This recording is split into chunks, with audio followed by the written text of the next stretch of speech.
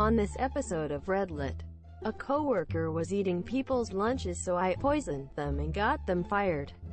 Take my money, sell me crap, then be prepared to lose your business.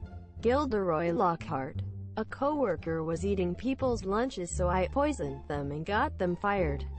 So I like to bring my own food into the office, and we have a fridge to put things into. And I have my food in tubs with my name on them. A coworker would sometimes not see people's names on food and think it was theirs, so would heat it up and eat it and then apologize. They did this enough for it to be an annoyance, but not enough for our employers to really care. This has been happening with my food for once or twice a month. Last month I had enough, and I like spicy food. But don't bring it into the office, as sometimes I'll let people try some of my food and my cooking. I ordered a bag of ghost chili peppers. https www.amazon.co.uk/jalaki-ghost-pepper-super-hot-chili/dp/booddk2nhc/ and put the full bag into a big pot of chili that would last for several days. I took this into the office and had it for lunch every day. Midweek my lunch went missing, and I was waiting for the person who was stealing my lunch get a shock when they ate my lunch. What happened in reality was someone got sent home sick, and the next day they were off, and I was told they went to the doctors for stomach pains. 2 weeks went by, and the coworker who was off refused to talk about it and said HR was involved, so I knew they were going to try get me fired. I went home and ordered another bag of ghost chilies and made another batch of my chili. This time with only one chili in a single tub. I put this in the freezer, and the following Monday I was told I had a HR meeting that day. I refused and said they need to give me 24 hours to find someone to come into the meeting with me. And the next day I had my manager come into the meeting and brought in my now heated ghost chili infused chili. The long and short is I was told I could be fired for trying to poison the person who was stealing my lunch, and I asked if they admitted to stealing people's lunch, which they did. I then said I have a batch of the chili in question with me, and I like spicy food. My liking spicy food shouldn't stop me from having it at work, since it doesn't smell when heated like fish. And my manager agreed it was on the person who took my lunch without knowing how spicy it was, and I should not be held liable if they eat something of someone else's that doesn't agree with them. My manager and I then ate some of the chili and offered it to the other people in the meeting, some of which tried it and agreed. While it was spicy, it was clearly what I liked, as I was fine eating it. The meeting ended and nothing happened. I wasn't taken into another meeting, and my lunch wasn't taken anymore. But the person who had stole our lunch got a slap on the wrist and was allowed to stay at work. Lunches started to go missing again, so my manager went to HR to say that lunches were going missing, and he knew who was taking it and had proof this time. And when they asked for the proof, he presented the meeting record with the line highlighted where they admitted they had stolen lunch, and the line where HR had said this was not what the meeting was about. They were fired the next day for theft of property, and told they would not be given a reference. TLDR, a coworker was eating people's lunches, so I poisoned them and got them fired. Take my money, sell me crap, then be prepared to lose your business. So, a few decades back, I was involved with a group of guys with a little money, and we wanted something substantial to invest in. We decided to buy a restaurant franchise. I will not even say what kind, as that could identify me. Well, everything was going along swimmingly, until my partners backed out. I, unfortunately, was the face of the group, and my signature was on the bottom line. So, I got stuck with running the place. It soon became apparent that there were a lot of inconsistencies. The big number one was that the sales in the prospectus were nowhere near what was being generated. Then there were other things. Customers calling for their regular order. Well, it turned out that my particular franchise had been used for the past several years to deal grass and various drugs. The former manager had made some serious coin, and was not happy that I had purchased his place. Well, life is not fun when you have just sunk 6 figures, and the likelihood is that you have flushed it down the toilet. However, I was not going to be trifled with. First, I called the accounting firm who signed off on the prospectus. The partner in charge was taken aback. They had never signed off. I presented myself in their offices, and spent the next few hours with them and their attorneys. Their name could not be associated with something fraudulent. Next, I wanted my money back, and the chief franchisor told me that they would immediately put mine up for sale. But the market was not quite as high as it was when I bought it, less than 3 months previously. Then the prick had the audacity to demand that I paid up for my last order from the commissary. Something else to consider. I took the price list provided by the central commissary that we as franchisees were compelled to use. Buying fruits, vegetables, cheese and meat from outside the system would be accompanied by fines from the franchisor. I marched myself back to the accounting firm and asked for a bit of analysis. Turns out commissary prices were from 10 to 300% higher than market. In other words, the franchisor was not interested in food. They were interested in turning around franchises. Well, that little report found its way into the hands of 20 local franchisees.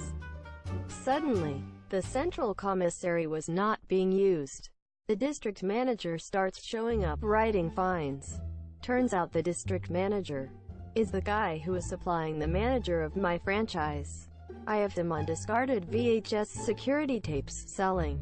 So, I take the tapes to the accounting firm for secure storage. Then I go to the franchisor's offices. I lay it on the line that I have their district guy selling drugs in my restaurant.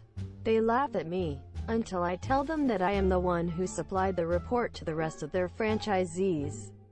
Oh, and by the way, we are starting an action against you. I then showed them that we had placed liens on the building they owned, their commissary, their homes and their vehicles. I said I have enough to put you guys in jail. So, their mental giants sit me down, write up a little release, and go get me a certified check for every dime I put into the franchise. I agree to the release.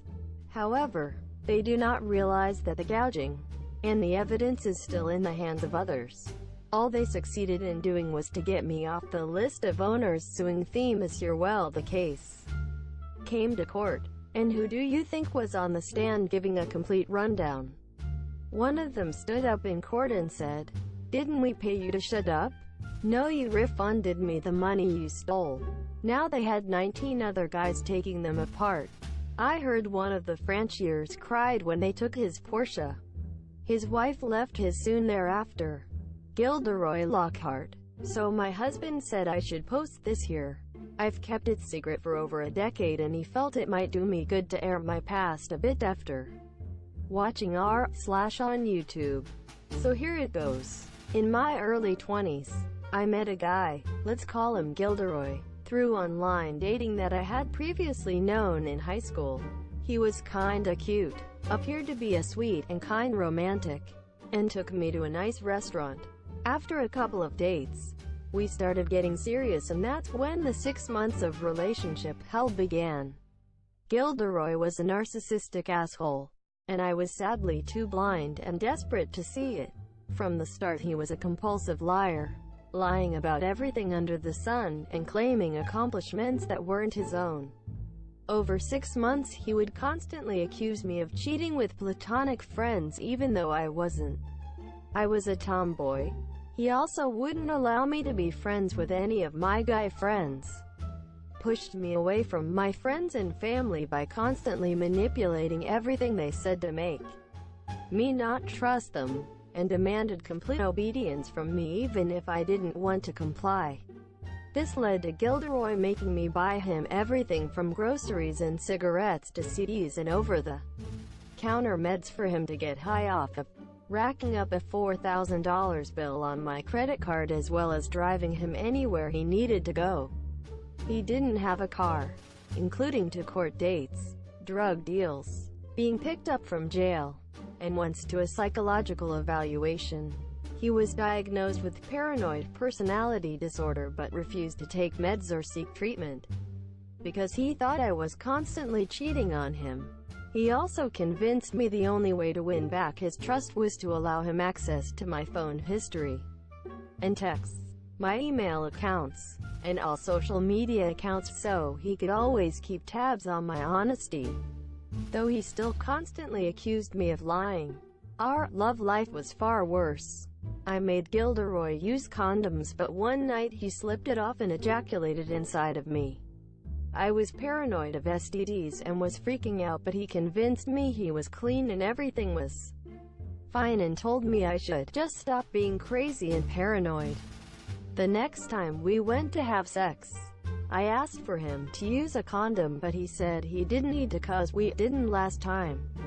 I told him it would still make me feel comfortable, to which he beat me while saying it would be pointless since he came in me before and proceeded to have his way with me. From then on, he would demand unprotected sex even if I wasn't comfortable with it, and would even let his roommates watch when I didn't want them to. I even found him in his roommate's bed with his roommate one morning when I came by to take him to a court date and the door was open. It all ended after 6 months when I started to stand up for myself and demand some equality.